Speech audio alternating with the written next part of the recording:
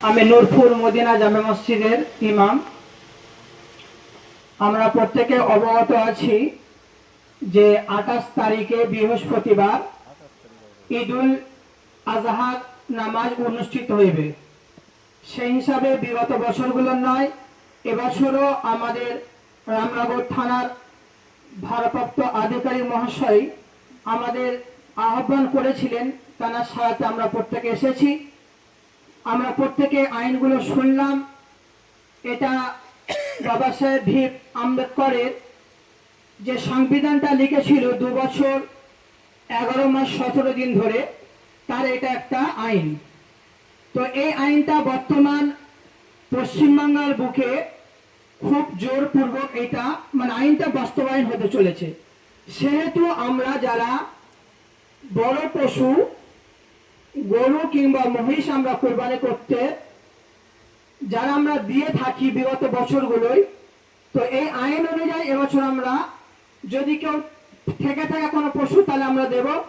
অন্যথা আমাদের ধর্মীয় যে উৎসব এটা পালনার্থে আমরা দুম্বা, ভেড়া কিংবা খাসি কিংবা ছাগল আমরা কোরবানি করব।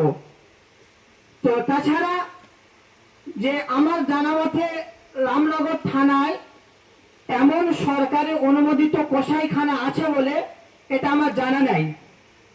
তাছাড়া এই যে গরু কুরবানি এটা এশিয়া মহাদেশে এটা বিগত বছর হয়ে থাকে, তো সেই হিসাবে আমরা এতদিন দিয়েছিলাম। যেহেতু এটা দেশের আইন আমাদের মানতে হবে, ওই হিসাবে এটা আমরা গরু মহিষ এটা বয়কট করব। এবং সর্বত্রে আমাদের একটা কিছু 2-3টে দাবি আছে যেটা আমরা এই প্রশাসনিক মন্ডলীর মাধ্যমে আমরা সরকারের কাছে পৌঁছাতে চাই। যেটা হলো এই গরু এটা যেহেতু একটা ভাইদের আমাদের ধর্মীয় ভাইরা গো মাতা বলে থাকে, তাদের আস্থার বিষয়। সেহেতু এই গরু পশুটাকে জাতীয় পশু হিসাবে এটা গণ্য করা হোক।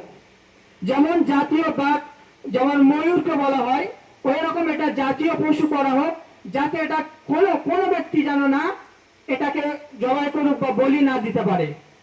2 নম্বর পয়েন্ট হলো যে আমরা দেখছি এই ভারতের গো মাংস বা এমনি মোষের মাংস বিদেশে ইম্পোর্ট বা এক্সপোর্ট হচ্ছে, রপ্তানি আমদানি আমাদের দেশ 2 নম্বরে আছে।